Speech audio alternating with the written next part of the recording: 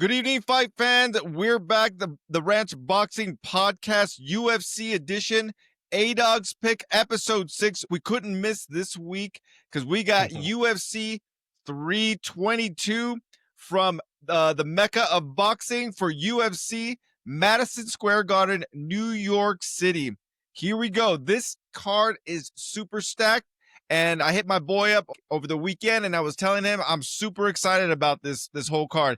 I know we've been a little sporadic here and there, but that's just the way it goes. But we couldn't miss this week. We couldn't let you down because we know we have at least 3 or 4 of you that are you count on us to give you what's real, because it's nothing but real talk here. You guys need us to inform you. That's why we're here. What's up, man? What's going on? How's it going? It's been a while. Oh, it's good, man. Everything's good. It's always a pleasure to see you and get on with you and talk this UFC card. Yeah, man, we couldn't miss this one. I know we had some other lower level cards, and I did actually miss the first one out of those 2 weeks, but actually I caught the last one. And just real quick, dude, it was the main card. Was it all? It was all like it all stoppages, right? Yes, It was a good card. It was good card. It was a good card. But we're back with the big names, big events, and okay. So we got a whole lot of things to go through, and if we have enough time, we're gonna get into a little bit of UFC drama. UFC, it's just like every other sport out there. Drama here, drama there. People always stirring that pot, man. They're always stirring it up. So we'll try to get into a little bit of that for you, and take a break from some fights and get into a little bit of UFC drama. All right, man. We're going to start from the bottom, work our way to the main event, because the main event is sweet. And there's a lot of questions on that one. A lot of I don't know, because we have a person moving up to challenge for another title. But let's start at the beginning here. Bottom of the main card, lightweight bout, number 9, Beneil Dariush versus number 13, Benoit Saint-Denis. And it looks like Dariush is a plus 150 dog and a minus 180 favorite for Saint-Denis. What do you think of this fight, man? How do you see it going? A great fight to start out the main card, man. Saint-Denis looking good. Beneil Dariush, a vet. Still got some fight in them. I like it, man. I like to like they say, styles make fights, and this fight's got 2 different styles. Saint-Denis coming off that big win after his 2 losses, taking out one of the he's a fighting nerd, Mauricio Ruffy, which was a surprise that Saint-Denis was I believe it was a 2-1 underdog, a substantial underdog coming out, stopping him, never was in the, put his stamp on him. And Beneil Dariush, Wiley vet, inactivity. This is where I see Dariush having some issues. His inactivity, to me, not so much this last year, but just overall, I believe he has like 4 or 5 fights in the last few years. At one time considered a title contender up there, 9 fights in a row. But for this fight, man, I'm going to go ahead and take Saint-Denis by unanimous decision, winning, pretty easily. I just don't see Beneil having anything for him. Keep him away, not be able to take him down. And I see Saint-Denis with a pretty easy win against Dariush. Yeah. So I looked up, when I was doing my research on this, and I don't know why I didn't. Usually if I feel like fighters don't fight, I'm like, why is it taking so long? But I felt like Beneil's been pretty consistent. He has not. So no. It looks like he fought in December of 2023, and he didn't fight again until June of this year. That is like what? That's like a year and a half, 2-year layoff. But the thing about that is he did lose twice on a first round knockout to top contenders, Oliveira and Sarukian. I saw that and I'm like, okay, so he lost to top contenders, first round knockouts, didn't do a good showing. Maybe he felt like he needed that break. So I was going through this, man, like a freaking doctor, like a surgeon. And because he came back and he had a unanimous decision against Moicano, who was kind of hot at the time, just got off a title fight, right? He stepped in. Yeah, and Moicano stopped Saint Denis just a couple fights ago. Right, and I did see that. So this was a little bit tough, man, because I was looking up Dariush, and dude, he always throws me off with his gray hair because I feel like he's my age, and I'm like, dude, there's no way I could ever like do something like that. No, but he's not. He's not that. He's not that old. He just got that gray hair. He's got some good wins. He beat Gamrot, and, He beat and Gamrot. he beat Gamrot. So, and he's only been somewhat non-competitive against Olvera, who we just saw win again, and he looked Yeah. impressive. And then Sarukian, he's been impressive. I don't want to say there's no shame, but I mean, come on, first round, he's supposed to be elite. I think he is. Maybe those was just something was going on. We don't know. That's why he took all that time off, came back, beat Moicano. I don't mean to like keep dwelling on, but this was just a hard one. Saint Denis, I think of him, and I know he beat Rufi or however you say his name. And I know that he was highly touted. And I know he had that fight against Poirier where he got stopped.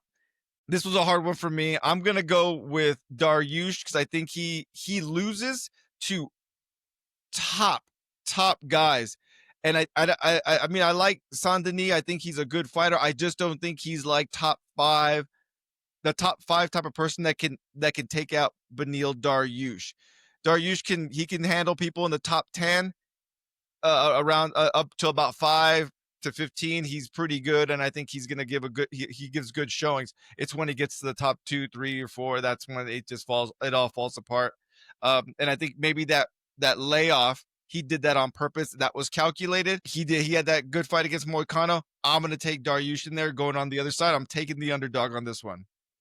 Nice, nice. I like it. Yeah. Yeah, so I like it. that is it. It was hard, man. I really had to go. I was going back and forth on their records and just trying to make sense of it, but it doesn't make sense, man. Fighting doesn't make sense. That's why they fight the fight. It's gonna that right first bout of the main event, dude, is super interesting. I'm gonna be glued to the TV. All Yeah, right, man. man. We're Yeah, gonna move. yeah. Go ahead. No, no. Good. We're good. Okay, so we're gonna move up to the welterweight division, and a lot of questions here on one side, and we got a person who's pretty hot on the other side. Number 4, the former champion Leon Edwards, coming in as the underdog plus 145 against the favorite number 9. He's lower ranked. Carlos Prates, and he's hot. He's a fighting nerd, and he's back. He's hot again, man. He had a little bit of setback, but he gave a good showing. Nothing about him ever says that he's not there to fight. There's been some questions about Leon. Who knows where's his drive been? What do you think of this one, man? Oh man, this is a great fight. Process is coming off. He won again. He cleared that Machado loss. Leon Edwards trying to prove that he still belongs. This one was hard for me, man. Process is legit. I see him as being a contender coming up. Leon Edwards, still what surprised me when I looked at the age. Leon Edwards is still 34, man. I thought he was a little older. I thought he was 37. When I think of him, I was back and forth. With this last fight with Brady, as we get it, we'll talk about Brady later. I just think that Brady came in on his best fight, and Leon, just something happened and he came in on his worst day. So I'm not really taking it too much from that fight. How Leon will show here. Leon in his last 4 fights have been title fights, and again losing to Brady, I just something was wrong that day. I think he's gonna rebound, man. And even though I love Carlos Prates and I see a lot from him, he's a big KO guy. But on this night, I'm going with the underdog and Leon Edwards by KO. All right, Leon Edwards making a comeback here and stopping the hype train once again. Prates, that would be, I don't want to say it's devastating, but man, like Prates losing again that quick, that would be tough on him. I looked at this Leon Edwards, his last few fights, man. He was so hot against after he fought Kamaru Usman, and he was losing, came back, and then he easily won the rematch, easily beat Covington. But dude, no joke. I hate to say it, man. Look, Usman's good. He'll always probably pretty good. He'll always be game, but I think he's yesterday's champion. Covington is yesterday's challenger. Then he went up against Bilal Muhammad, and he lost. And Bilal came in, and he was not so much desperate, but he was focused, and he got it done. So, and then Brady stepping in last minute. I forget who he was supposed to fight. Edwards was I supposed to don't, I fight don't. somebody. Was it Prot? I don't know. He was supposed to fight somebody. Brady steps in, beats him, and I don't know. The showing he gave was somewhat uninspired. Prates, Yeah, I think he learned a lot from his loss to Ian Machado Guerra, which he was in that fight. And I know Machado probably was. It was not the easiest fight for him. It's not like he got away with an easy one there. At number 9, and he's still the favorite. He's a newcomer. I don't see Leon being able to hold off Prates for too long. He may be able to catch him with something. I think Prates has learned enough to watch out for what's coming. He'll be cautious for a little bit, but then he's going to go with that caution to the wind, and he's going to let them fly. Hopefully, he doesn't let it get hit by a kick on the way in. And I think Prates is gonna get to him on that one. I'm going with the favorite, the hot fighting nerd, Carlos Prates. yeah. That was a big thing for me, man. I thought, if Pratis stayed away, which I don't think he's gonna do. I think he's out there to prove a point, but I think that's gonna be his downfall. I think that's where Leon finds him and connects. I believe Pratis he's good, man. He's up and comer, but I just don't see Edwards has just had the better fighters. He's been a champ. I just don't see Pratis being on that level yet. Yeah, it's tough, man. I mean, I don't want to say it's the last chance for Leon Edwards, but if he can't win this one, I don't see him getting another title shot for a long time. Because there's a lot of contenders here. I see a lot of people in the welterweight division, and there's a lot of contenders that would be in his way. And I mean, you're talking years here before, and years Yeah, he'd have to win. That's a tough call. So this is his. He has to win this if he wants to remain in the talks. Maybe even like take over. Maybe fill in for somebody who gets injured on a title fight. And who knows who's going to be the champion that we're gonna find out at the end of this card. Yeah, I think it's a big fight for Leon Edwards more so than Carlos Prates. But if Prates is able to get by him, that's a former champion on his yeah. record. And like we said, Ian Machado Guerra, he's there too. Shavkov, I know he's hurt, but that's He'll be another back. welterweight. I mean, they're just it's Yeah, stacked, it's full. So I mean, yeah, for Edwards, dang man, like you've got to look. I don't want to say he's got to look impressive, but he's got to win this fight. That's number one. So yeah, yeah. we're at odds at that one. I hope Leon comes desperate, man, because it might be that time. He needs it. He needs it, man. That last Yeah, showing, like you said, was uninspiring. it was. It was uninspired. That's the thing. It's not like he Yeah, went out there and just lost. He fought uninspired. Not to take anything away from Brady. I think Brady went in there, took care of his business, and he did what he needed to do. It just looked uninspired.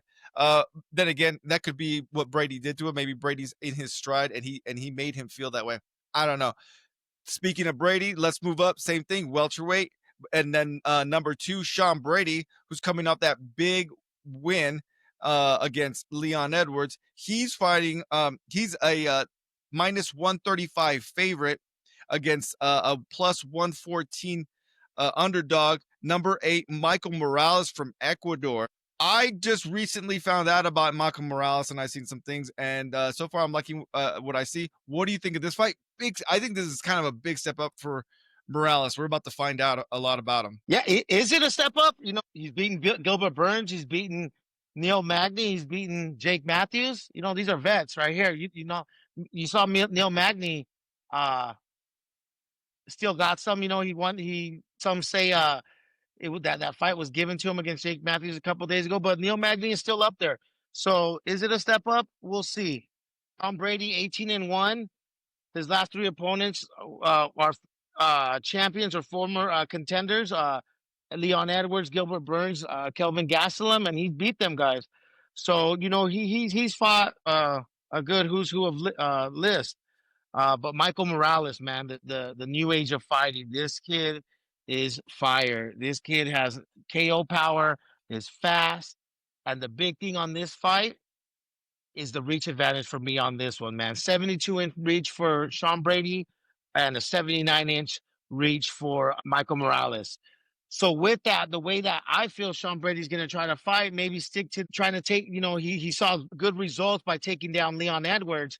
I think he's going to go that way again. And I just think Michael Morales is going to just stick him and stick him and stick him and stay away from. He might get taken down here and there, but I just think that that reach advantage is going to play a huge, huge part with him not being taken down. That jab and those punches are going to keep him away. I just see Michael Morales just continuing his rise to the top and putting it on Sean Brady with you know, a, a first or second round KO, easy win, Okay, so easy win from the underdog Michael easy. Morales. Uh, to be honest, man, I mean, Sean Brady is good. He's got a lot in his game. Dang, man, I know he's gonna try to take it to the ground. I know he's gonna try to stay in a clinch or stay close and stay away from that reach advantage, like you said. The thing about it is, man, I have not. The thing, Michael Morales has not fought the level that Brady has. I'll give him that. But and I know Gilbert Burns is a name, and Gilbert Burns is a former title challenger. But like I said, Gilbert Burns is a little worn, and he's Yep. yesterday's challenger. Yeah, he's the name. But the thing about Michael Morales, I haven't seen him even challenged. It seems Yeah. like when he fights in there against Burns, and even like Shemaev had problems with Burns. I mean, I think he wasn't fighting the way he should have, and he probably shouldn't have had a hard time, but he just did. Morales was in there, and he just looked like he was having fun Yeah. with a guy like Gilbert. Gilbert Burns is not the guy to get in the octagon with and have fun with. He's a That's a tough guy. tough, that's a scary fight to take, even if you are better than him Yeah. or you win. It's just it's like that guy that yeah, I'm gonna fight this guy and I'm gonna win, but like, dude, I'm gonna wish I never took this fight. But he did it with ease. I think Morales has the body type. He's a special. He has a God given body type that is that lends itself to fighting, and Yeah. I think he's going to be able to handle Brady pretty easily. We're gonna find out if this is all about training. Did Michael Morales train the way he was supposed to, and he trained specifically for Brady? And this will tell us about his focus. How focused is he right now? It looks like he is because he's just easily taking out these guys. But I think with Brady, I think he's gonna train for him, and I think we're gonna see how focused he is and how good his talent really is, and see if it matches his body type. And I think he's going to take out Brady somewhere around the second, maybe third round. I mean, against Burns, was it the first round knockout? It's first round, right? First round, and then, it was his first main event. But it may be in the main event, but you're on pay per view now and on a huge card in Madison Square Garden. That's a big deal. So we'll see what this kid is made of. A lot of new stuff, new scenarios coming for him. Um, I'm not too sure if Sean Brady's been on a pay per view on the top card, being at the top of the card. So a lot of questions to be answered. And we'll see, man. But I just see a lot of special things from Morales. He looks like Yeah, a future champion. yeah. There's gonna it's good. It's funny because it's you got two guys here that have never challenged for the title. Brady has lost. Morales is undefeated. I think if Morales gets by Brady in like spectacular fashion, people love the O, and they want it. Yeah, He'll get moved up very quickly. And if he's gonna lose to in a championship fight. And they would love to see an undefeated guy challenge for the title. Brady too. yeah. He's new blood as well. He did lose and he lost to Bilal, but he's new blood as well. So He got he's kind of like he in the got same boat. stopped. He got stopped. I think that's I think that's Bilal's only stop ever. Yeah. So But there's a lot of questions there too, man. Bilal, the last two fights he fought looked good, man. He looked game, ready to fight. But man, how many times has Bilal wasn't the most exciting fighter over no, the years. yeah. So to get stopped by him, that's a question in itself, man. So we'll see. Yeah, it's a good fight though. I'm super excited. I think I told you that's my number one fight. I'm excited about. Nice. I, Yeah. I like Michael Morales. I don't know why, man. I know he's from Ecuador, not from Puerto Rico, man. But he just reminds me of Felix Trinidad, and I'm just like, dude, I love this dude. Yeah, He just yeah. does. I know he's not Puerto Rican, but dang, dude, I'm just like, that's Felix Trinidad UFC style. Love it. Tito Jesus. Trinidad, baby, back in the UFC, resurrected, even though he's not even gone. All right, next fight. This is it's the co-main event, and it's for a championship. This might as well be champion versus champion. Just UFC's not doing that anymore. But they aren't, but they kind of are right here. The women's flyweight title bout, the champion Valentina Shevchenko at a minus 135 favorite against the former strawweight and should be current strawweight. Had to give up her title plus 114. Dog Zhang Weili or Weili Zhang. Weili. Yeah, Weili Zhang. Yeah, Zhang yeah. Weili Zhang. So yeah, so she's stepping up to flyweight, and we're gonna see what she can do against Valentina. Valentina has lost. What do you think of this fight? I like this fight, man, so much, man. Uh a great co-main event. Sometimes, not to take away from the women, but it's not as exciting. But this one gets me going. I like Valentina. Both not taking a similar route, but Valentina, 13 of her last 14 fights have been for titles, man. This girl has been in a title fight ever since 2017. She doesn't know anything else. She's a title contender. I mean, a title challenger. She's a champion. She regained it. That says a lot about a fighter when you can lose and you regain your title. On the other side, Wei Li, 8 of her 9 fights in the UFC have been for titles. She lost, got KO'd, did the same thing, came back and won her belt back and has defended. There's just so much to say when someone can regain their title. The big thing for me that surprised me today when I think of Wei Li, I think of her younger fighter, but these two girls are about the same age, 36 and Yeah. 37. So there's no saying, oh, this one's younger, father time, or whatever they say. Um, I like it, man. This is such a great fight. But with this one, I got to go with the queen herself and Valentina, man. She's proven time and time again. She's looking to break some more records. I believe if she wins this fight, it's the most title defenses ever by a woman. I'd have to look at it. There's some kind of a record she's looking to beat, but I just see her being too big, having too many weapons for Wei Li. And Wei Li, the big thing again is she's just a small girl to me, and I just think Valentina's been in there with the likes of Amanda Nunes and these bigger girls, and I just see Valentina just outclassing her and rolling to a unanimous decision with that. If this fight had happened before Shevchenko's last fight against Manon Fior, I would be like, dang, Wei Li, man, that's that. I don't know. I might lean towards Wei Li. The way Valentina looked against Manon Fior in her last fight, in her last fight, it was like she turned back the clock. Yeah. She just destroyed. And I picked Fior to win that fight. I wasn't like, oh, Fior's gonna. I think I was like, I'm sure she's gonna beat Valentina. I was positive it was gonna happen. It did not, and Valentina really took care of business that day. You know what? About these two that I really do like, and you touched on it. Uh, they both lost, and they both regained their championship, but they didn't just like they didn't fight like one person, or they were kind of like trying to cash out and then decided they Valentina just got her title back, but she did fight Grasso, what, 3 times? Yeah, yeah. 3 times. And then she fought Fior. She didn't fight like some chump, and now is fighting Wei Li in a big fight. And Wei Li, she lost and then came back, and then she fought a bunch of times, and then she now she's finally moving up.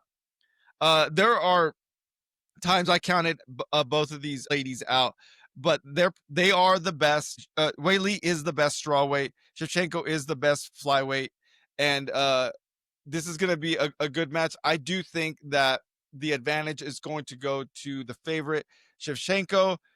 If it wasn't for that Manon Fior fight, I would be like, dang, it'd be harder, a harder choice. But I don't know that she just destroyed her, and I thought for sure that Fior was going to be the new champion. I got Shevchenko winning this fight. I think it's just going to be too much for Wei Li, and I think Wei Li's going to give a good because Wei Li's been, after she lost and came back, she was able to, she got better, and she's Yeah. she's been getting better. There's a few times I thought I don't think she's gonna. Nope, and she did. Who was it? I thought Tatiana Suarez was gonna take it to her and be the new Yeah. champ. I thought it was. I didn't think that was a question. I thought for sure, and nope, destroyed her. Both of these ladies coming off a fight against a young up and comer who was I thought was going to beat them, and they both destroyed them. Very similar stories, and I think it's going to be a good fight. But I think Shevchenko's gonna take this one. But I'm super excited about watching this, and it'll be no shame. It'll be we'll see what happens with Wei Lee after she stays here at flyweight or she goes back down to strawweight to challenge Dern, which that'd be fine. I've never seen them fight. Yeah, she's gonna have to, and that that's more to talk about because if Whaley goes Yeah, back down, there's no one beating her there. But we'll see. yeah, we'll see. All right, we're moving on to the main event, the welterweight title bout. The newly crowned. This is his first fight, right? Newly crowned welterweight champion Jack Della Maddalena, a plus 230 underdog against the challenger, and this is another champion versus champion. The former lightweight champion Islam Makhachev. This is a minus 285 favorite. What do you think of this fight? Yeah, man. JDM, perfect spot for him, man. Fighting a big name, someone considered who was in the talks of being a goat, and I think he slid his way in here, man. I do not think he belongs here. That Bilal fight, he beat him, but let me just give you a little. He is 8-0 in the UFC. His last loss was in 2016. So this kid can fight, but come on, man. He won the belt by beating Bilal, Gilbert Burns, Kevin Holland. Who in the hell is Basil Havez? And then we just saw what happened to Randy Brown. Okay, so this is how Yeah. JDM got into it. Not a great list. Who am I to judge? But I could never even tie this guy's boots. But I don't know how he's a champion, man. I don't believe in this guy. And going against Makachev, who is, I believe, a true welterweight, who's going to be even stronger. And we've seen Makachev. Let me give you his last few fights: Moicano, Poirier, Volkanovski twice, who just won the belt again, and Charles Oliveira, who we just saw destroy Gamrot. So Islam Makachev's resume is just you know leaps and bounds ahead of, in my opinion, to JDM, and I just see a straight bludgeoning of JDM. I don't know if Makachev will, spare him some rounds, but this fight should be done in two. Maybe not one because it's such a big fight and they're gonna fill each other out. But I don't give JDM 3 rounds to last with Islam Makachev. All right, man. Yeah, I don't know a lot about JDM. I know his record. I just did he slide in there? Yeah, he was a replacement, right? Yeah, And I'm looking. Yeah, this is tough, man. It's yeah, looking at his opponents, it's hard to say, man. And I mean, he did a split decision with Kevin Holland. I mean, not to say anything about Kevin yeah, Holland, man. I like Kevin Holland; he's a good fighter, but he did a split decision against Kevin Holland, man. Ooh, that's. I mean, anybody else, I'd be like, okay, we'll see. But this is Islam Makhachev, and I mean, how many times can you pick against Makhachev? He'll show you something, but dude, the dude is just so good. yeah. Yeah, it's kind of a tough. This is a tough going, man. Your first title defense, and it's against someone like Islam Makhachev, and he's coming up as the lightweight champion. JDM is the bigger man. Is he that much bigger? Looks a little bit taller. Let me see real quick here. 5'11" to 5'10",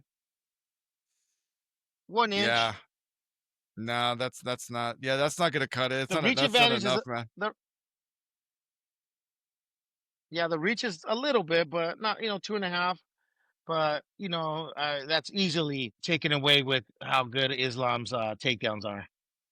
Right. So yeah, I think it's gonna be one and done for JDM. I mean it sucks that he's gonna have to fight someone like this his first fight, and I just don't see Makachev. I mean, you can't. What's he gonna? He's always focused. There's nothing you can do about it. The guy's super strong. He's just too good. And see, this is what, and I hate bringing this up kind of because I don't really like comparing these two, Khabib and Islam. But this is the thing. This is what you got to do to be seen as the really one of the greats. The great. Well, you can talk about greatest of all time, whatever. But I'm talking about one of the greats.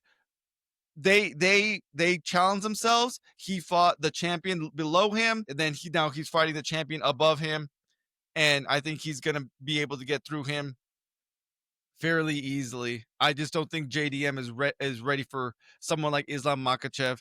I don't think he would ever be ready for someone like that. Yeah, I'm not even sure that this plus 230 dog is does it. I think Wait, he's yeah, probably a little bit more of an underdog. Yeah, that's gonna be that's a tough one. You know what? Another thing, I heard this. I don't know if it's true.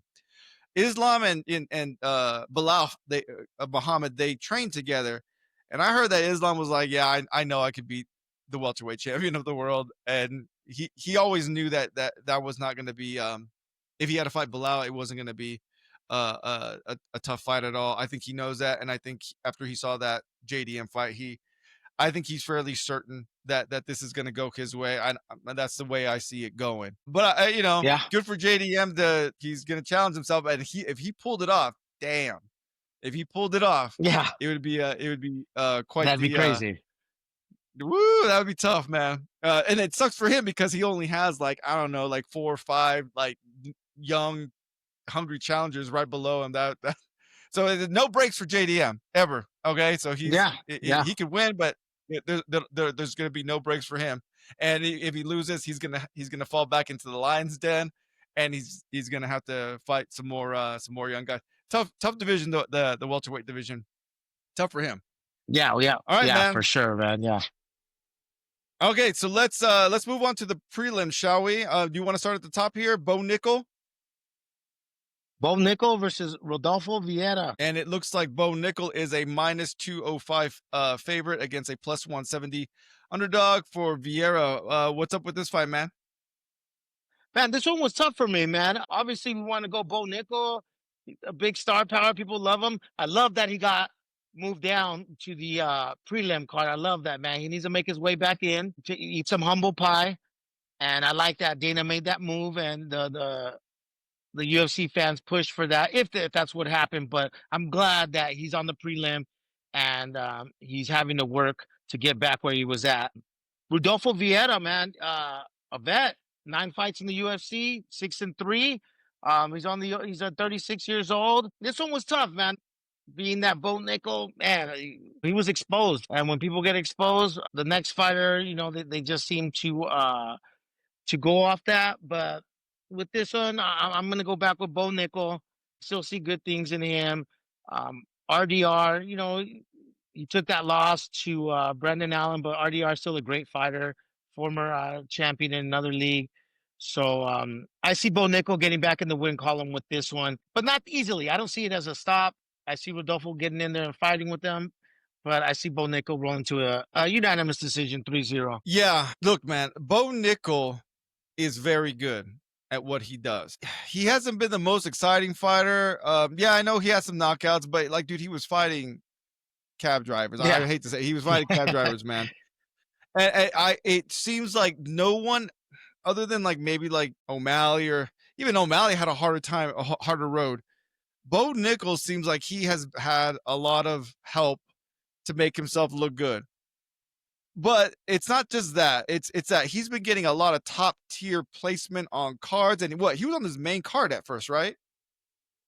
Yeah, he was. Yeah, Did he get he moved started. down? He got moved down. And it's just like, come on. Vieira, I'm sure he's a good fighter. He's a veteran dude, but he doesn't. If you think Bo Nickel is a future star, Vieira is not going to do much for him. It's like they tried something with Rainier de Ritter and thinking like, okay, de Ritter's pretty good, but he came from one and you should be okay. Nah. And he didn't just lose, man. You saw what happened. He was done. He Rainier got de humbled. Ritter He got humbled. handled him just, and after we saw what happened to de Ritter, he buckled too against Allen. So it's kind of like, I don't know, man. I think Bo Nickel's gonna win the fight. Yeah. I think that's gonna happen, but I don't like this whole like Bo Nickel is a featured bout on the prelim when you have someone like Aaron Blanchfield, number 3 on the prelim. I think that's just ridiculous. I think it's disrespectful. Blanchfield is a true contender. She's on her way back up. She took her loss, and it was against a much better fighter than someone like well, I mean, Renee Duran is good, but it's like she didn't get destroyed like that. I think she probably lost every round against Fior, but you know that I don't like it. We'll see what happens with Bo. I think he's gonna win, but you want to be on the top. You want to act like you're one of the best. This guy's talking about like he could beat Chimaev and ragdoll him. Nah, that No. it's just it's not happening. Okay, it's not anytime soon. So yeah, I see Bo Nickel winning, but I hope you got to step up just a little. Vieira's good, but he's a quality fighter, but he's not anything that is going to show Nickel much of anything. I mean, he lost to Petrosky, man. Petrosky. Yeah. I mean, Yeah. Real Petrosky. I mean, he's in the Exactly. UFC. I'm not, but dang, dude. But he lost to Petrosky. So, I mean, that I think that just says a whole lot. All right. Yeah. Let's move on. Roman Kopylov, a middleweight belt. Roman Kopylov versus Gregory Rodriguez. It looks like Kopylov is a plus 154 favorite against 154 underdog against a minus 185 favorite in Gregory Rodriguez. Real quick, what do you see on this one? Man, I thought we were gonna get a card with no Russian, man. You got your Russian right here. So great Roman Kopylov, man. Wasn't too impressed with his last fight. I just do not see Paulo Costa as a top uh middleweight or a top fighter. He had a tough time with Paulo Costa. And actually Paulo Costa, I thought, put it on him. One of better Paulo Costa's better showings.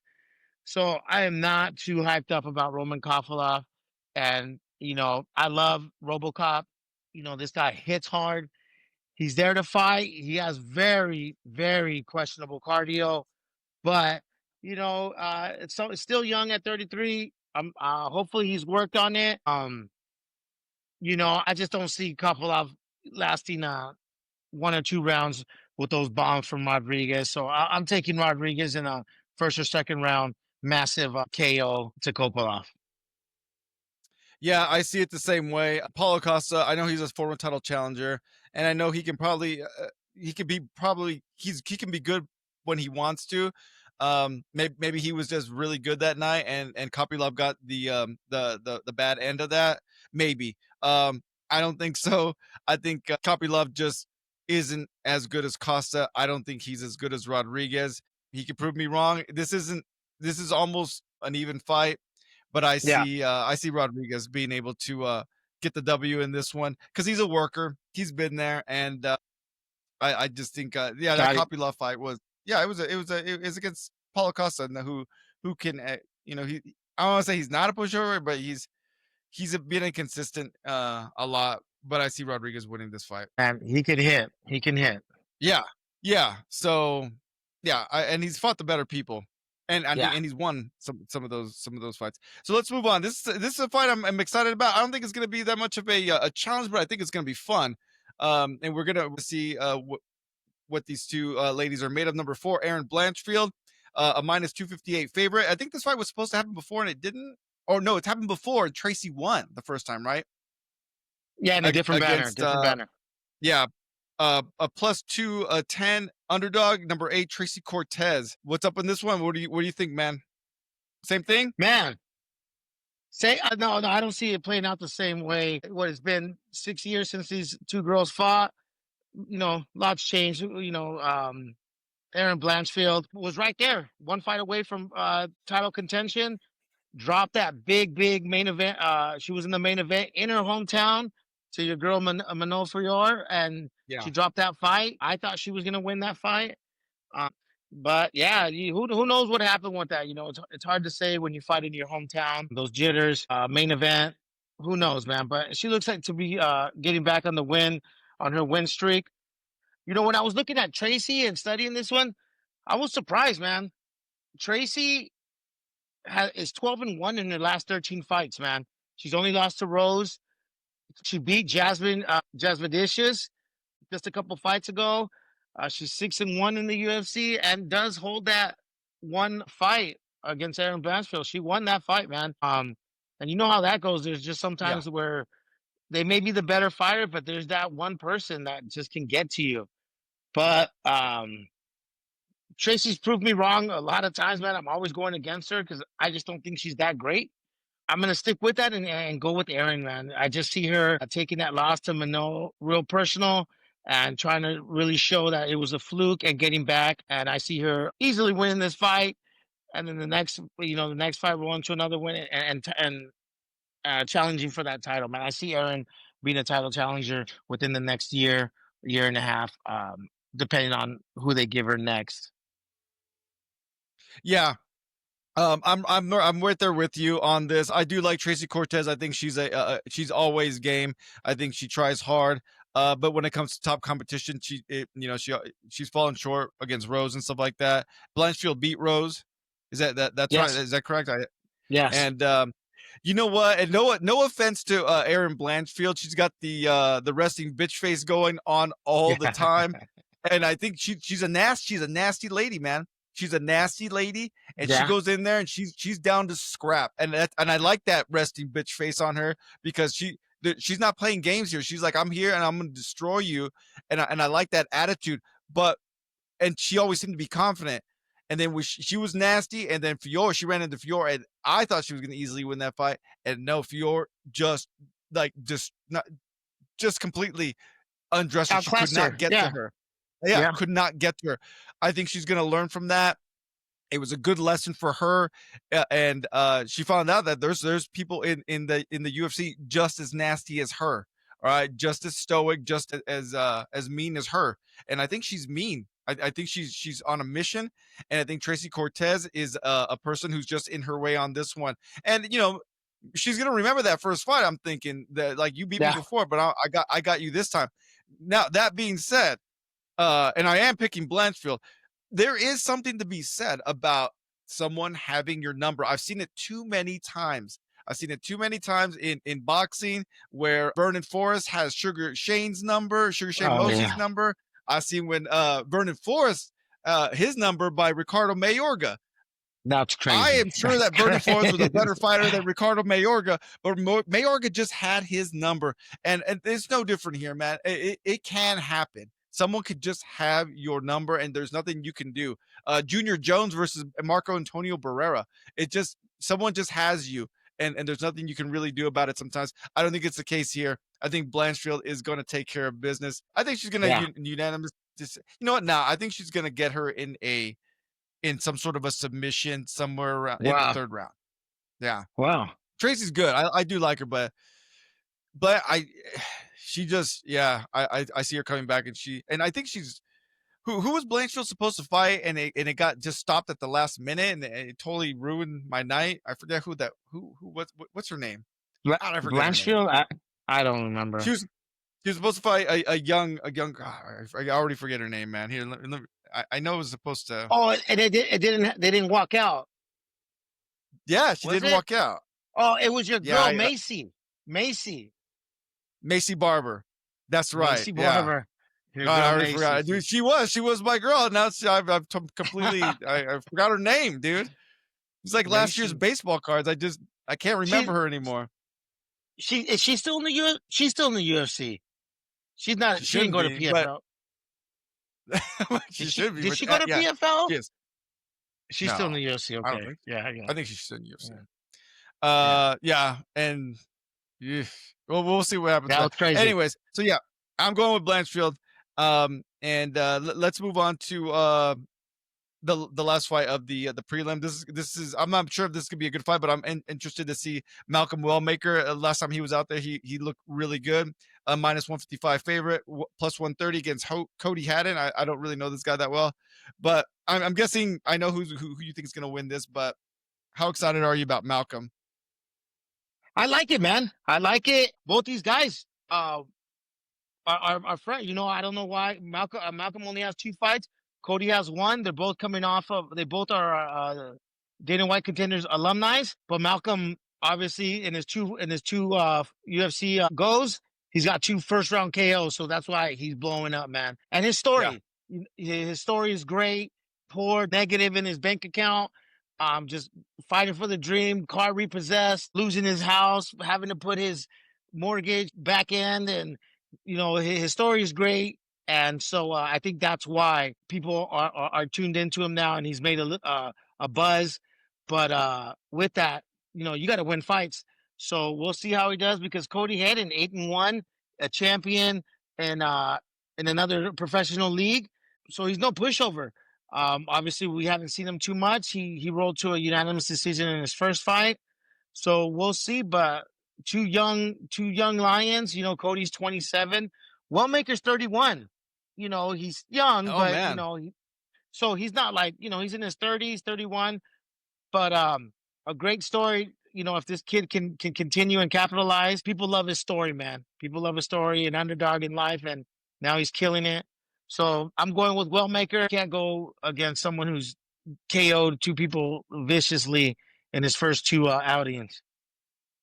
Yeah, well, Mega's first, I thought they were quick. And he looks devastating. I'm not sure. I'm not saying anything bad about Cody Haddon. This might be one of those times where two guys who are really good meet each other early, and then they fight Yeah, later on, or they may have to fight cross paths later on when they both made a name. I'm not saying anything about Cody. I just Wellmaker.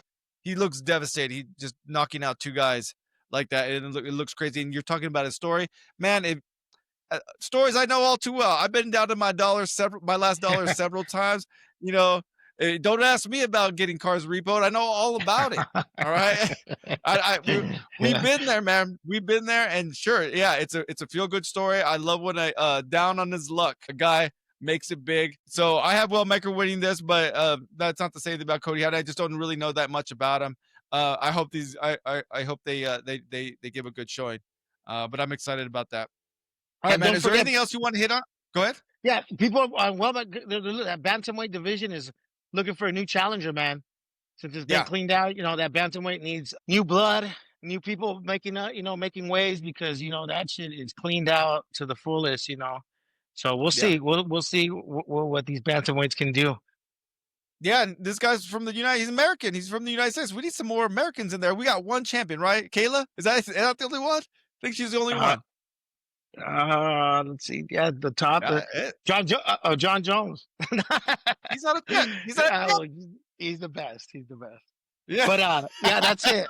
That's it. There's only Kayla, Kayla. That's it. Yeah. All right. All right. Anything else you want to talk about on the early prelims? Yeah, yeah. Kyle Dawkins, man, on his second stint, I like him, man. I like Kyle Yeah. Dawkins. I don't know. I don't know why he got let go in the first place, man. He was always good. Coming off that big KO of Michel Ferreira, so he's fighting the vet, and I don't know how he's still in the UFC.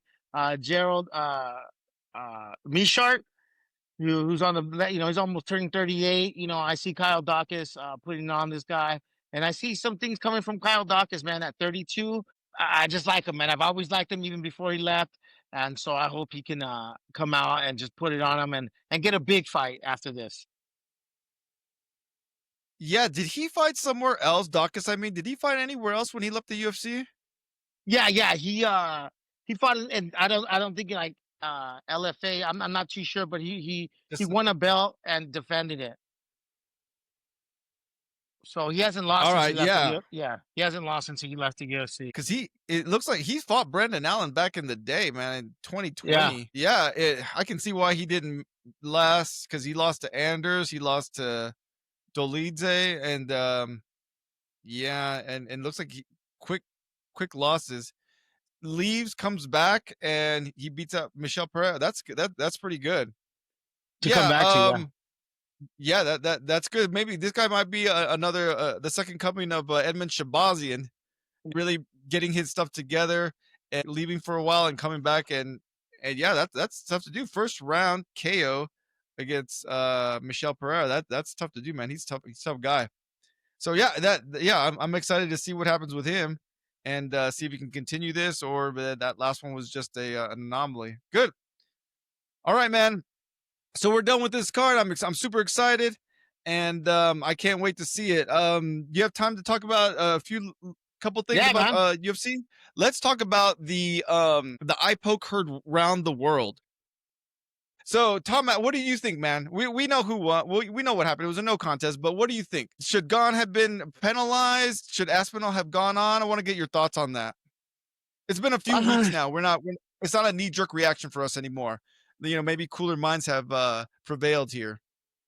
God, it was such an so early. I think that makes a difference when it's so early in the fight.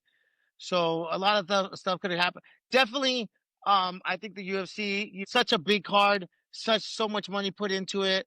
Um, these guys uh should be penalized immediately with eye pokes, man, especially if they have a history of it. Not only with points in the during the fight, but there was a fighter that said you should penalize purses, a little bit of the purse, just to, because I'm a firm believer that, it's not the glove, it's not, you know, you're fighting, you should have a clenched fist. There's no reason your hands should be open going in to throw punches. It's just crazy. My boy John Jones is notorious for that. He does that all day. But I just think that they have to take action, and something has to be done drastically to start limiting and getting rid of those eye pokes, because I don't think it's the glove. I think it's just the fighting style of people. Yeah, I mean, I think it is natural to have your hands up and you're trying to parry or catch something come in or catch their wrist. I'm not much of a grappler, so I'm not sure how. It just feels natural to try to grab someone's wrist. The few jujitsu classes I was in, they're all like, "Oh, grab here." I'm just kind of like, and it seemed like this was the natural way. As in striking, it's more like this, and you block like that.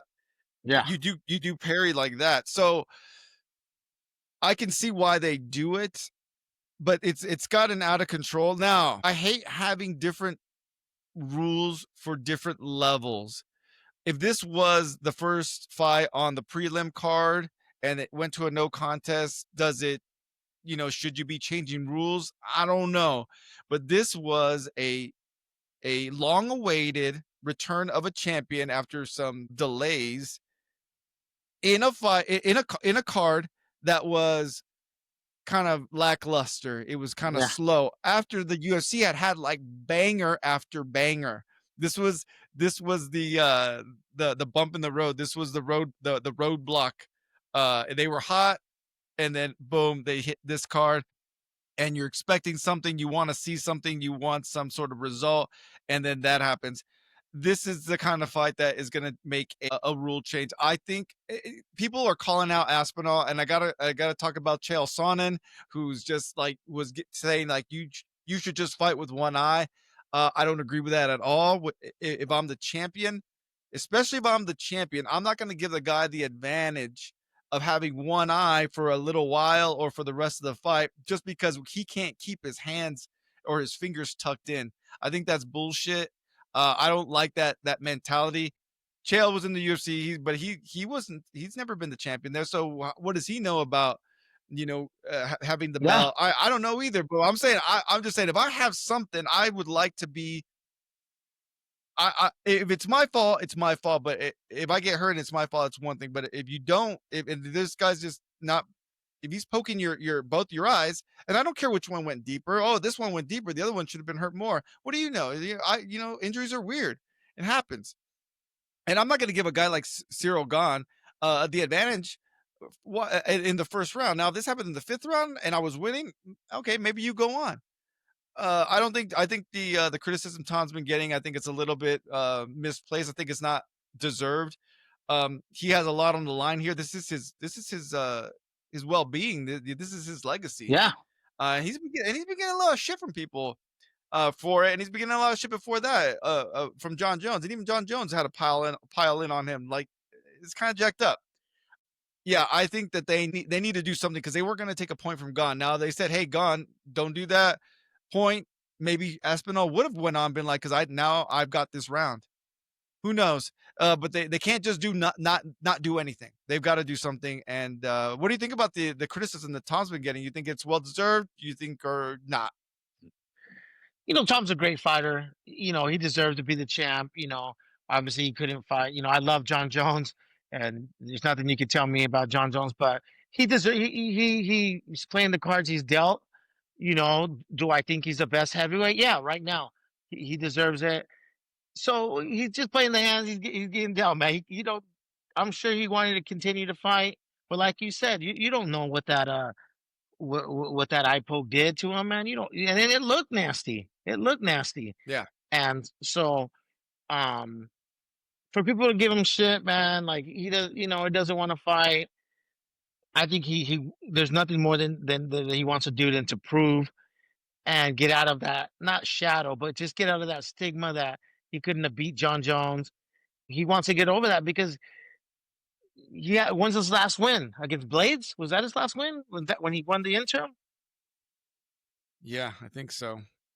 So it's been a long time, man. So who know who knows? But what I do know, he needs to get back in there ASAP, man. He can't be waiting 6 months, 8 months.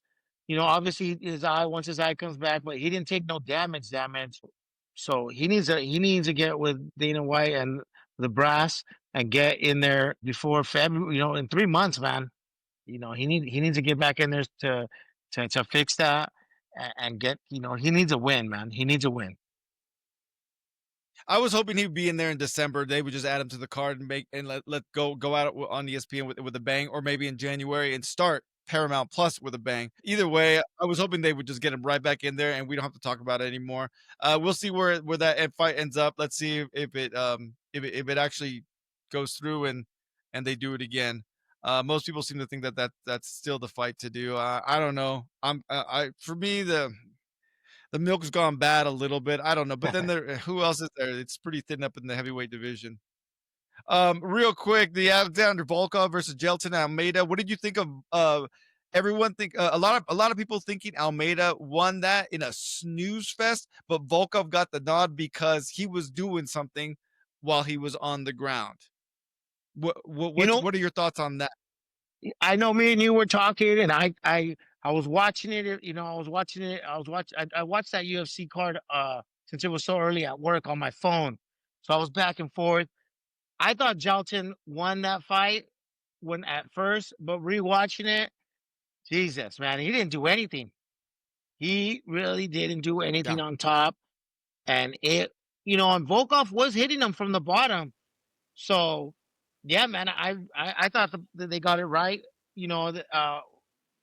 And hopefully, um, have they been talking, steering that ship right on how the MMA is being scored?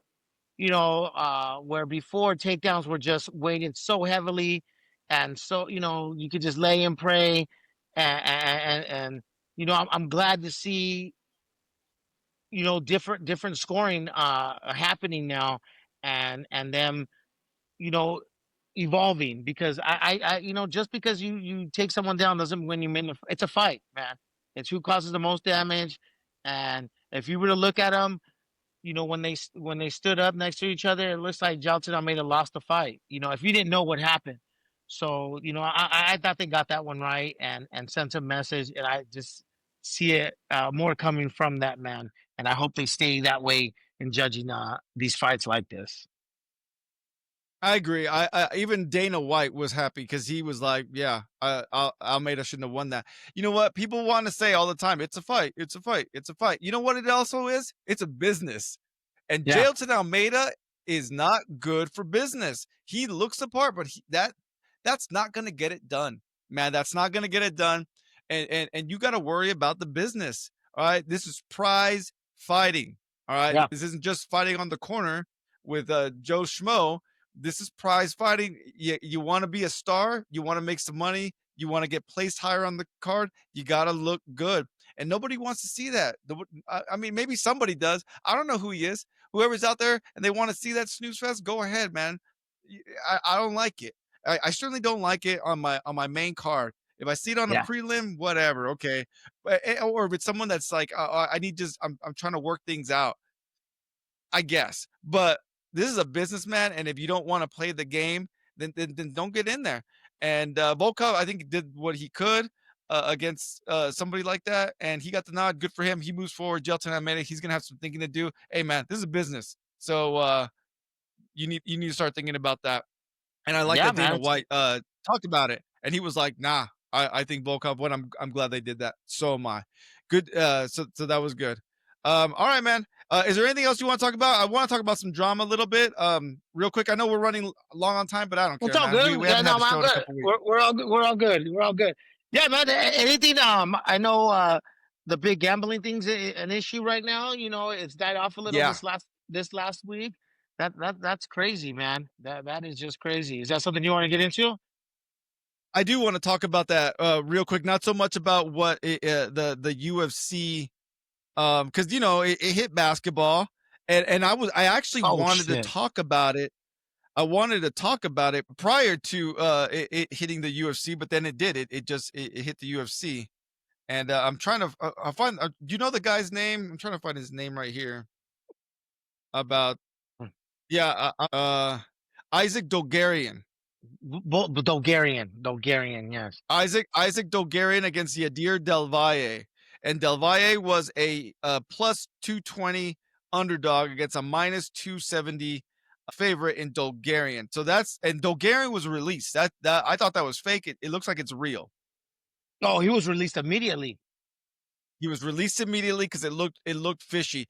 Now, what I was it happened in basketball, and I was like, hey man, like I know we do this show, and we kind of run it in a way of like, hey, if you want to place a few dollars on so and so, this is the long shot or the slight underdog, and you might want to do it here. We do run it that way. It's not to say like I want you to go put the rent on the next fight. I don't want that. We're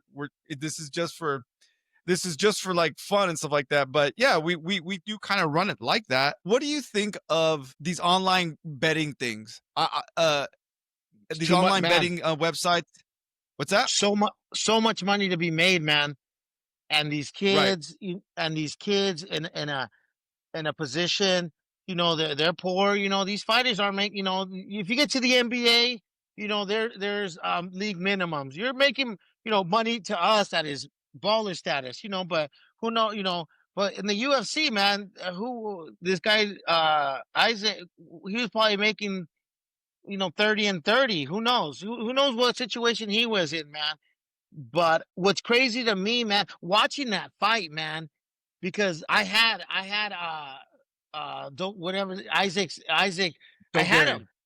So because he came in with some hype, he got taken down, man. When he was the one to be looked at to be more of the wrestler, and he was getting put in these positions, man. When he was, you who's never wrestled, took in a couple Right, of jiu-jitsu class.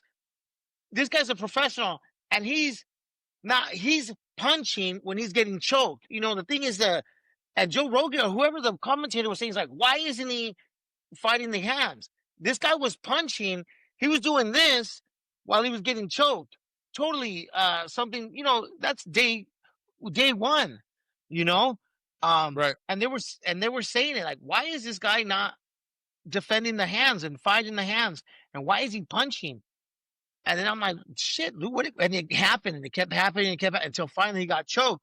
And sure enough, days later, come to find out that he's under this big ass investigation. And it's just it's crazy how people are getting into this and fixing and rigging stuff, man. It's crazy. I'm speechless, man. It's just crazy to me how you can just throw away what you've worked for your whole life, man. Because they're talking about, they're talking about $100,000, man. They're not even talking about millions and millions of Yeah. dollars. They're talking about 180,000, 90,000, which is good money, great money. More money uh, that I've had at once. But dude, you've worked 25 years, 30 years to get into the UFC, and in your second fight, you're already suspected of fixing stuff. It's crazy. Yeah. So this is, I think it's a bit of a problem. Back when it was just like Vegas or in Atlantic City, where you can place some bets, maybe a casino on Indian reservation, and now it's everywhere. When the so you know what it I used to look at gambling or betting on sports. That was the activity, but the sport was the sport, and that was the main event.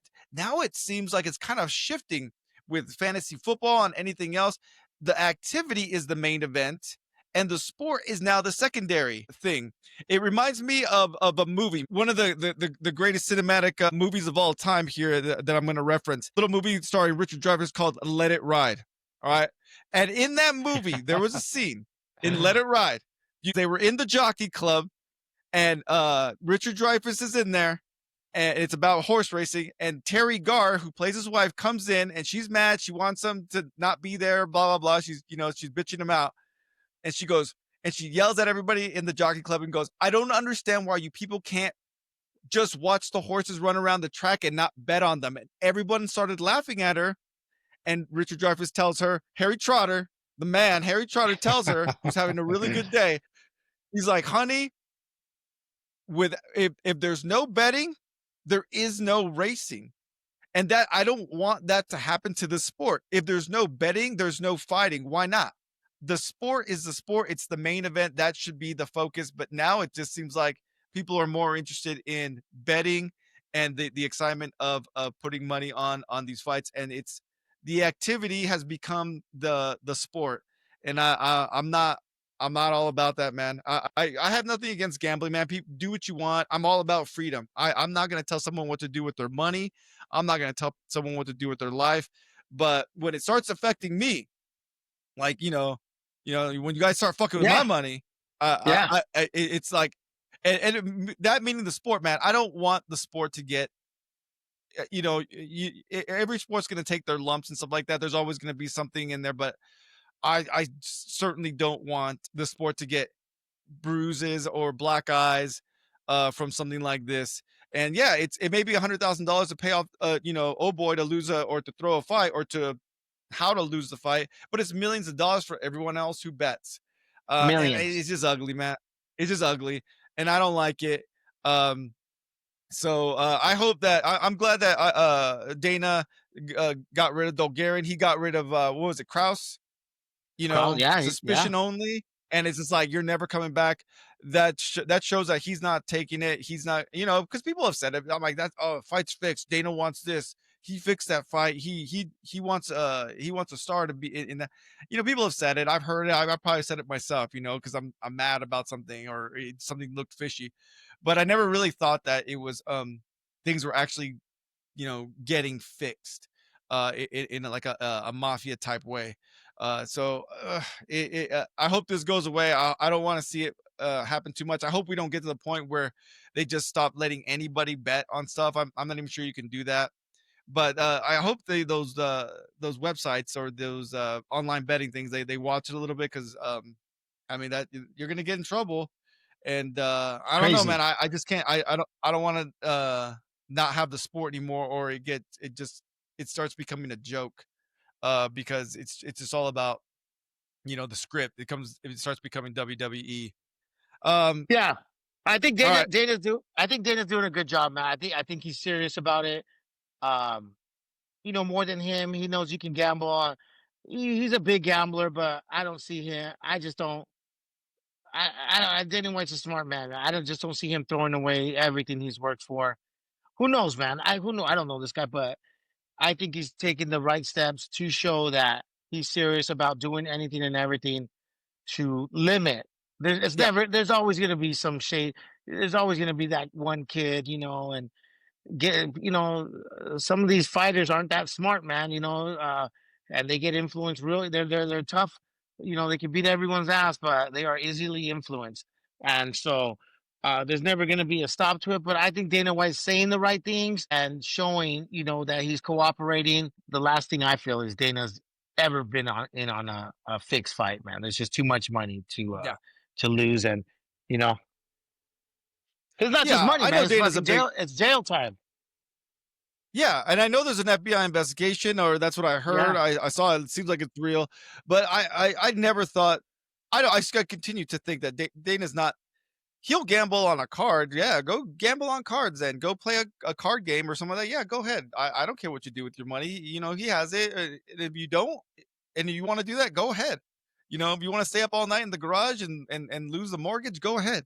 But what I don't want you to do is stay up late on my main card and try to fix a fight that I'm watching, and not because I'm placing any money, just because I want the winner to be the winner. I don't like that crap. So yeah, it hits hard. I don't want anything to happen to this sport.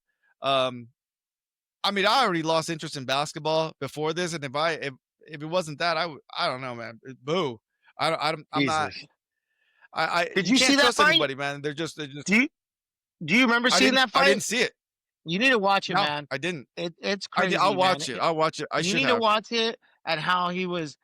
It was just a dead giveaway. And then speaking of the basketball thing, that guy was his name Rozier, Terry Rozier, whoever the hell that guy was on the Yeah, Heat, just and throwing. This Chauncey. guy's a Yeah, Chauncey. He's the coach. He made some crazy. yeah, His story. But this kid, this professional guy, was just throwing. Just throwing it away to the other team, man. And just apparently, uh, there was once you saw that there was an investigation, then you saw the game, and then obviously you don't know when the game's going on, but watch the fight, man. I encourage you to watch the fight yeah. and I'll just watch it. see what he was doing. A guy who's been in jiu-jitsu for his whole life, how he was defending that rear naked choke, man. It's ridiculous. Yeah, that's something that see, someone would know more than me, and maybe you know more about his background. If he's a black belt and he's doing something he shouldn't, it's kind of like, why aren't you doing this? You know better than that. I mean, I can see in striking, like in boxing, I can tell a little bit more like that. That looks a little weird. That looks a little fishy to me. Yeah. I can tell a Oh, it little was bit more because I fishy. have more experience with that.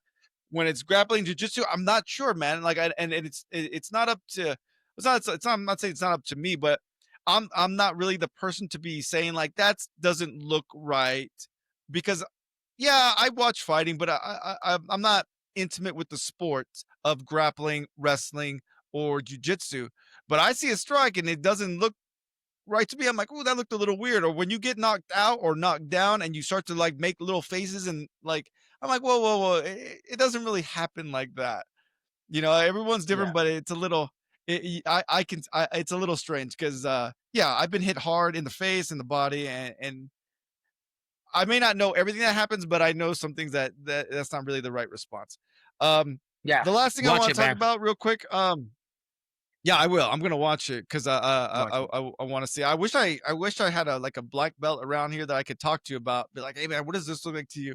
Oh, But anyways, um, so I saw uh who was it? Was it Ariel? No, it wasn't Ariel Hawani. He talked about it. It was I think it was like a Burt Kreischer podcast, and Ronda Rousey was on it, and she starts talking crap, and she was talking a little bit of shit about Joe Rogan, about he's not an expert, he's just a fan with an audience. And then she talked a little bit of shit about the fans, but let's talk about Rogan real quick because I'll get to the fans at the end. What do you think about those comments she made? She seems kind of like she seems. I don't know what she's doing. Is she playing like the heel, making a comeback? What do you think is no. going on with Ronda Rousey, man? I don't think we'll ever see Ronda Rousey fight. So no, she's not making. I don't think Okay. Not only that she's over, she got washed by Amanda Nunes. I think that scarred her for life. Um, but I think she's just a little bitter, and Ronda, she Still? has baggage, man. Still? Yeah, I think she has a little bit of baggage, man. She's not like, I don't want to say she's crazy, but she's got some. I don't know, man. She just she's not totally. I don't want to say she's she's rich. She's done smart things. She's a smart woman, but she's not. The interviews I've watched, when I was really hyped on her when she first came in, she just had something off about her, man. She's just, yeah, I don't know, man. The way she acted from the beginning. She was a great. I think she got away with it because she was new to the sport, doing something new, a trailblazer. She's a trailblazer, and she got away with a lot of She stuff is. that. That's Yeah, yeah, and she got away with a lot of stuff and the way she acted, man. But to me, dude, there's just something nutty in her eye, man. When I see her, she's not. I don't want to say she's dumb, or she's just not all there to me, man. And I think it's showing more. And now she has bitterness. because I think, the UFC is like that, man. Like anyone. Um, as soon as you're done, you're washed up, man. Oh, he wasn't that good. Like I believe when she was saying that it's true, man. Unless you're, uh, George St. Pierre, Khabib, but look what they're saying about, what about her, about Anderson Silva, about Conor McGregor now. He was the greatest thing next to sliced bread, but now that they're not doing, oh, he wasn't that good. And I think she has a point there, man. That and Joe Rogan's the worst about it. That's one thing I love, all kudos to Joe Rogan, but he will spit you out like yesterday's leftovers, bro. I just don't like that about him. So I think she's just a little bit bitter, man. She's bitter, and to some extent, but I don't know, man. I just think she's not all there as well, too, man. I think she's got something wrong with her. Okay. Yeah, I mean, I have my differences with Rogan's opinions and stuff like that, but to say he's not an expert, do you think it's there? I think he's an expert, man. The guy's been around it. I don't think Oh, you have to be in competition to be an expert. I think he's commentated more than it. He's an expert there, and it's not like he's just commentating. He's he's a martial artist. He's a martial artist. Right. Yeah. Right. He's got like 2 black belts in jiu-jitsu from 2 different guys, and he's got taekwondo competitor. I mean, it doesn't take you all you have to do is know more than the average person to be an expert. It isn't I'm not saying it's an easy thing to do, but if you have a little bit of a inside knowledge of it, that's it. Right there. In the sport of fighting is going to be subjective. So, just because you could know as much more. You're always gonna have differences of opinion, stuff like that. But to say he's not an expert, I think that was just kind of like, wow, that's jacked up.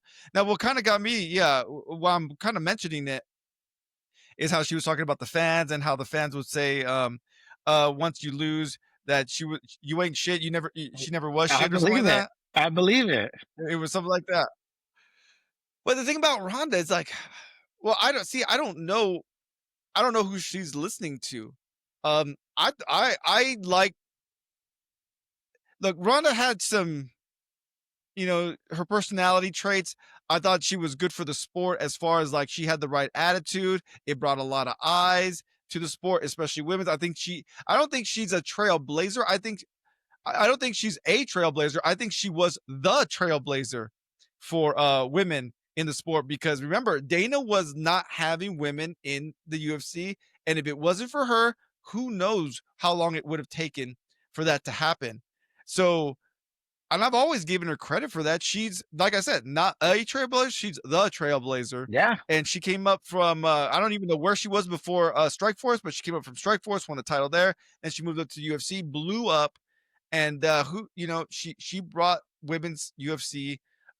She made it real. It happened because of her. Yeah. And Yeah. luckily Dana was able to see that. So I've always thought of her as maybe not. I don't like the way she acts, and then yeah, she lost to Holly Holm. It happens, um, but I never thought like she was always good at grappling. She finished people super quick. She was always good until she wasn't. But then I didn't think she wasn't shit. I was just like it just happens. You lose a fight, and it seems like she could never get over that. Like that, you just lose a fight. I never thought bad about it. Have you ever thought Anderson Silva wasn't as good as he was? No, not. I'm totally opposite. I love Ronda. I love Ronda. I don't give a Yeah. shit if she people are mad. Oh, she just left the UFC after she got beat up by a man. Okay, cool.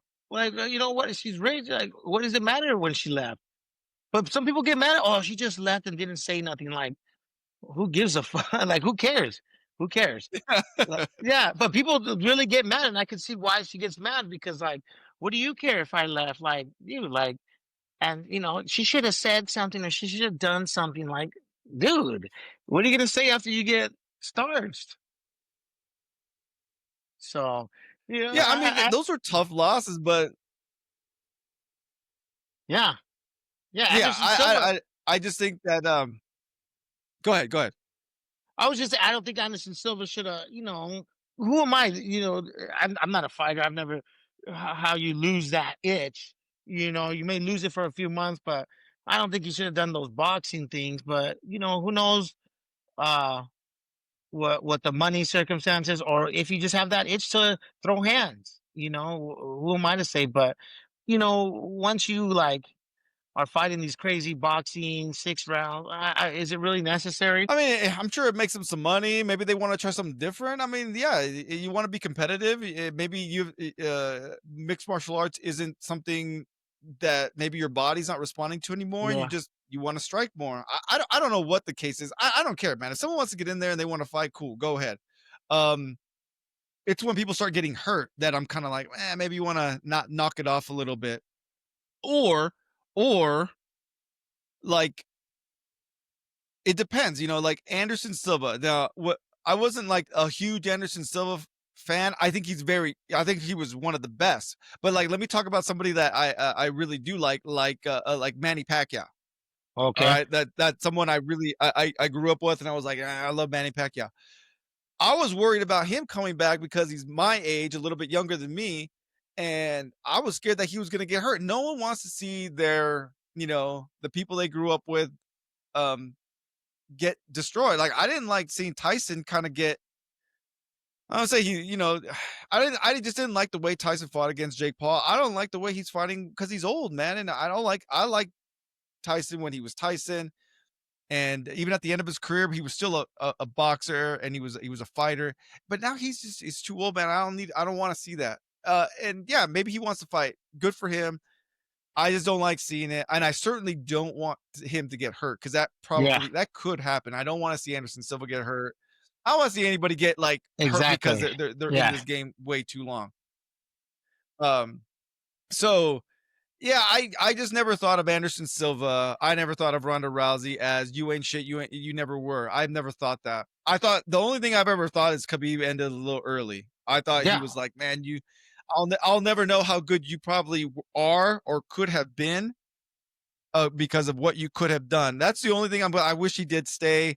That's that way when people say like, "Oh, Khabib's the best ever," look at this. I'm like, well, we'll never know, man. Like maybe he was, but I'll never think that. Islam wins in a couple days, and He, he passes he's him. surpassed. I mean, it's what you do. It's what you do, Yeah, man. yeah. He was the best at that Connor, time. At that time, he was the best, but he's not yeah, the best of all time. No, no. he could have been. I don't know. I'll never know because he stopped. Connor, he was good at the time. Connor's he's a superstar though. He was a superstar. He was exciting. He was good. Everyone knew Connor's flaws, but that's not what he was a superstar because of the way what he could do, and he's still a star now. He could come in and be on a main card almost anytime he wanted to, as long as he can pass And his outsell mandatory out test. and outsell any pay per view. Absolutely, Outsell it. Doesn't yeah, matter. absolutely. That guy could fight a 3 rounder at the Apex, and that'd be the hottest ticket in the world. And yeah, no one's gonna say that. Oh, Conor McGregor is the best fighter right now. No, he's not. He just isn't. Not to say that he wasn't at one time. He was devastating at one time when he He was knocked out good. Jose Aldo. He was devastating. When he won double titles, he was devastating. You know, and then he wasn't because it just happens. What do you Yeah. want? The guy sleeps on silk sheet stuff with $100 bills. Dude, That's his oh, life. He lives on a yacht. Pulls in the makes fights on a yacht. He's a baller. makes it hard to get Yeah. up in the So morning. I'm just saying yeah. So I'm saying I never thought of that about the about older champions or older fighters who they went away. I didn't even think that about TJ Dillashaw. I still think he was one of the best. I like TJ. I've Oh, I always love liked him. I know he TJ. got caught doing some stuff he shouldn't have. That sucks. But he's out now. But I did like TJ. I didn't think he should have taken that fight at a lower weight class, and he probably wouldn't have had to take that weight loss. But whatever, that's just the way it goes. And he said that himself. So what can I say? All right, man. I Yeah, know I've held you here long it's all enough. It's been good. an hour and a half. It's a long show, but all right. If you're gonna watch this, man, just watch it in installments. Well, you don't have to watch the whole thing straight through. Don't worry about it. Hey, we gave you the good stuff at the beginning. We told you our picks, and it's gonna be a great card. So go ahead, watch that card. I don't make any money from the UFC trying to push that card. I'm just saying, it's good. I think it's gonna be a good card. I can't Good wait. call. I'm either going to a bar and I'm gonna watch it with the homies, or I'm gonna go to the movies and just loan it and just do it on my own and watch it by myself in peace. So we'll see what happens with that. I'll let you guys know what I do with it. But I hope we can get here the week after and talk about the results. I think it's gonna be a good card. Hopefully it's bangers. Like before, we can skip that heavyweight card, and everything else has been pretty good. Yeah. More bangers. I can't wait. All Yeah, right, man. man. I can't, Anything else? You got anything else? just can't wait, man. Our first two fights. That's what we got two different picks. So, it's going to start early for me and you. Yeah, it is. Remember that Madison Square Garden this weekend, man, on Saturday. All right, man. Thanks a lot for coming back and saying the extra mile, saying doing the overtime here on the Ranch Boxing Podcast UFC edition, and giving us your picks and going over the chisme here with the UFC drama and all the gambling stuff, all the stuff we missed. It doesn't come along that often. They have some drama sometimes, but we like talking about it. We do have opinions about all this stuff, man. It really does mean something because we do love this sport, and it's brought us a little closer. We always have something to talk about, and that's why we love it so much. So all this is from the heart. It's all real here. We're not faking. Okay, we're not trying to get any. We're not making any money or asking for viewers or anything like that. We just do it because we like it that much. All right, man. Thanks a lot, and to you guys. We'll see you on the next one. Thanks a lot. Peace.